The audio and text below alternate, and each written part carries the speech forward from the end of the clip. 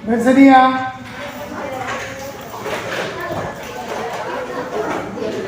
Beri salam.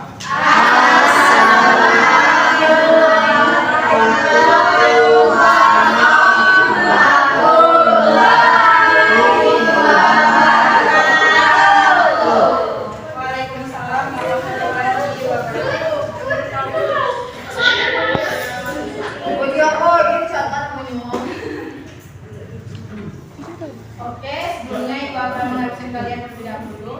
Aji Perdamaian, Hadir.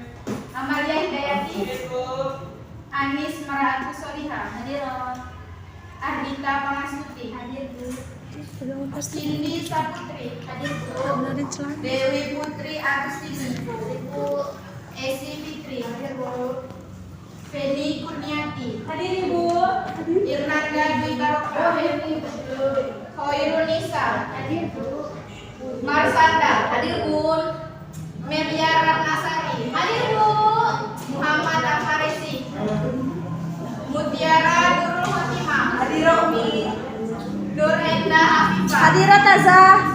Rahayu, Reni Batasya, hadir Bu, Rini, hadir Bu, Septi Wulandari, Sony Marsita, hadir Bu, Tiara Maratu Soleha, hadir Bu, Vivi Aniza, Bulan, Yuana Dwi Cahya, hadir Bu, Zera Pratiwi Gunawan.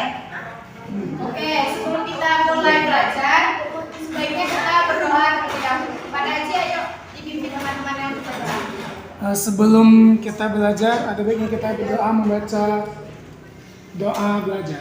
Doa dimulai.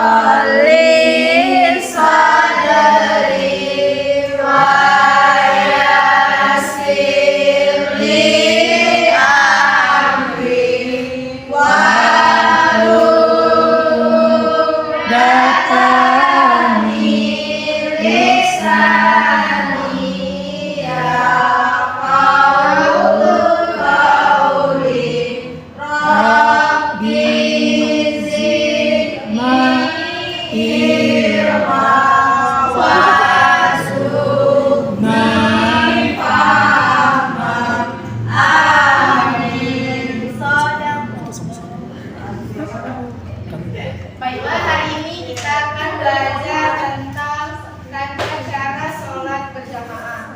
Kalian buka buku kalian itu halaman 35. Di HP. Siapa yang tidak bawa buku?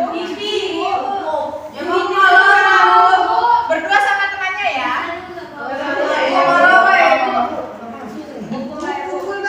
Suruh Bali, Bu, ambil bukunya. Rumah Pipi jauh tidak? Jauh, Bu. Ya sudah, berdua sama temannya ya.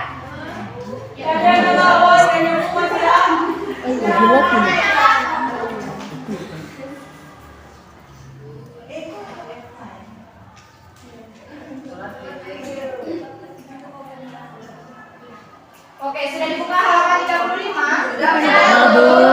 Nah, apa yang kalian lihat di halaman 30 itu? Gambar. Gambar? Mereka sholatnya sendiri atau rame-rame?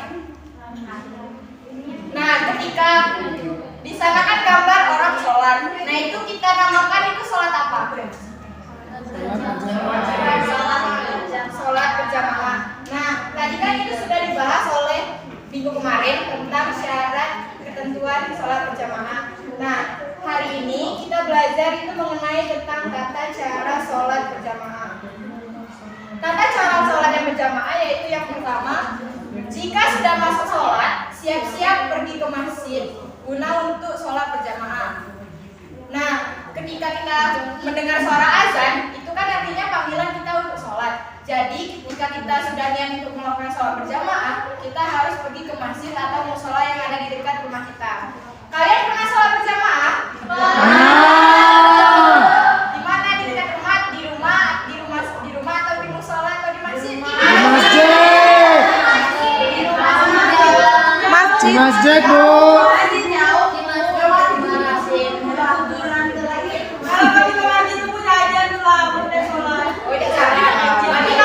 Kalau di masjid kita itu harus sholat berjamaah. Nah, ketika kita sudah sampai masjid, bila imam sudah datang, kita harus mengumandangkan iqomah. Artinya, ketika sudah dikumandangkan iqomah, itu artinya sholat berjamaah sudah siap dilakukan. Oke, Bu. Dan ketika ingin melakukan sholat berjamaah, itu ada barisan di belakang imam itu harus lurus dan rapat. Nah, kalian perhatikan di halaman 37 barisan-barisan sholat berjamaah. Untuk barisan yang pertama yaitu makmum dengan 1 orang. Ibu akan menuliskan di sini.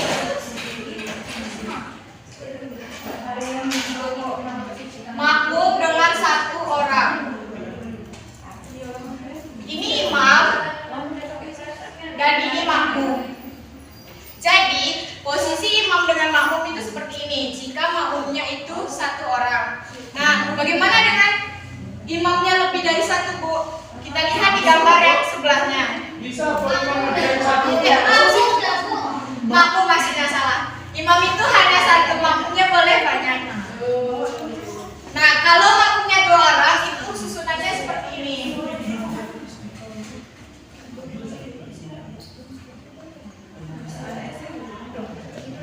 Posisi imam di sini, posisi makmumnya di sini.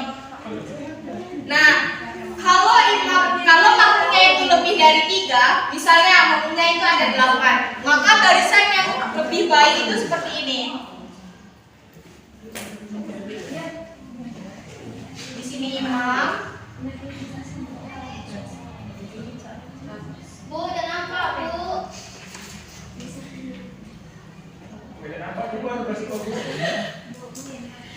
Kayang mbak nulisnya, Bu.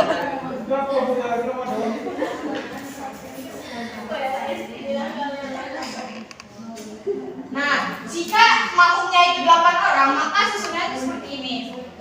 Di belakang itu 2 orang. Ini susunan makmum yang baik. Dan jika ada makmum perempuan, makmumnya di sini ya, terpisah dengan dari laki-laki. Paham? Paham, Bu. Sampai sini ada yang ingin ditanyakan terlebih dahulu? Bu. Ibu kepada Melia. Kalau nanti. Kita makmumnya ada 8. Tapi jatuh belakang B 4. Karena kita lihat pada gambar yang ada di buku. Di buku itu kan 6 orang di sini dan 2 orang di sini. Kalau kita sholat berjamaah, penuhkan dulu saf yang di depan. Baik depan itu harus penuh. Semisalnya ini musolanya lebar, jadi ini bisa di dalam 1 saf di paling depan, bisa 1 saf. Ketika tempatnya itu sempit, jadi dijadikan seperti ini. Dan saf depan itu harus penuh. Dan sisanya itu harus digunakan. Paham? Paham, Bu. Ada lagi yang mau bertanya? Aji? Untuk imam, misalnya itu kan untuk makmumnya 1 orang, misalnya 2 orang, tapi 1 laki-laki dan 1 perempuan. Posisinya gimana? Kalau posisi makmumnya laki-laki 1, Perempuan 1. perempuannya 1, maka posisinya begini. Ini imam, Imam. ini yang laki-laki kan, yang ini perempuan. Paham? Paham, Bu. Nah, selanjutnya yaitu tata cara yang selanjutnya, ketika kita sholat berjamaah, imam harus meniatkan diri menjadi imam dan makmum harus menjadi makmum. Contohnya, jika ingin yang menjadi imam, kita contohnya sholat maghrib. Usolli fardu salasa rakaatin mustaqilah qiblatin adaan imaman lillahi ta'ala. Seperti itu.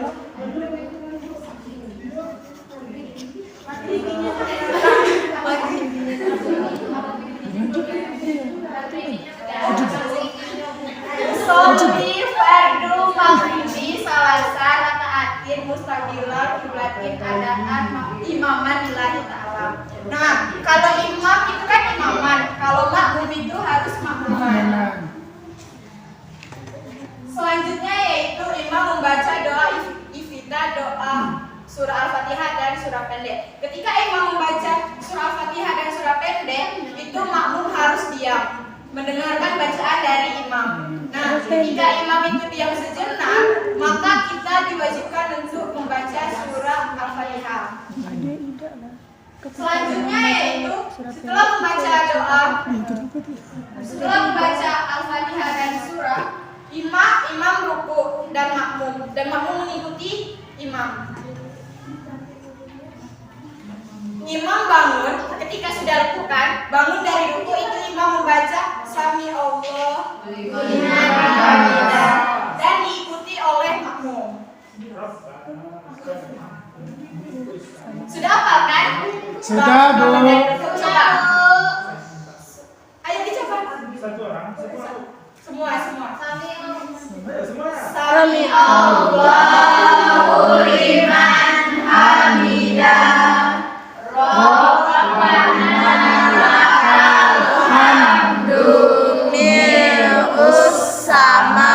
Samawati wa mil'ul ardi wa mil'u ma sitta min syai'in ba'du.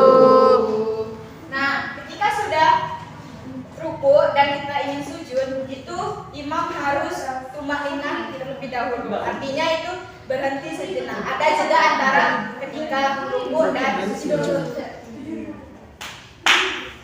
Nah, ketika sudah sujud, imam duduk, setelah itu sujud lagi, kemudian berdiri kembali, itu kembali membaca surah Al-Fatihah dan surah pendek. Nah, pada rakaat pertama dan rakaat kedua, imam membacakan surah Al-Fatihah dan surah pendek itu dengan keras.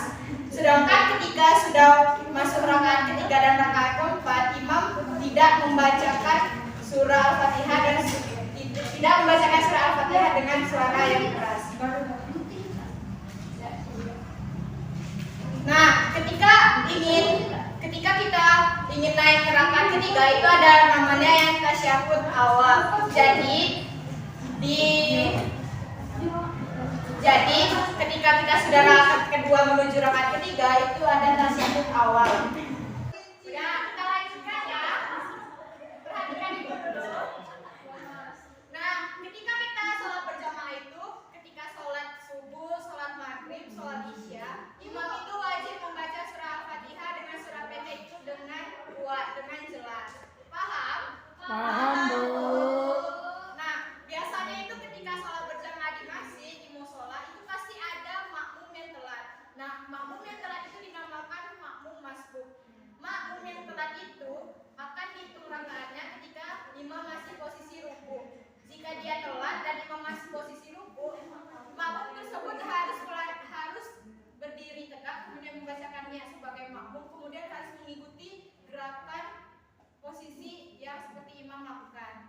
Nah, ketika imam sudah selesai dan dia harus menambah jumlah rakaat yang dia tinggalkan. Oke, sampai sini mengerti? Mengerti, Ada yang Bu. ditanyakan tidak? Tidak. Mengerti, Bu. Nah, materi minggu depan itu kalian praktik sholat berjamaah. Jadi yang perempuan membawa mukena dan yang laki-laki membawa peci dengan sarung, oke? Oke, Bu. Iya, Tasa. Oke, berhubung waktu sudah habis, kita tutup pembelajaran pada hari ini. Sebelum kita tutup,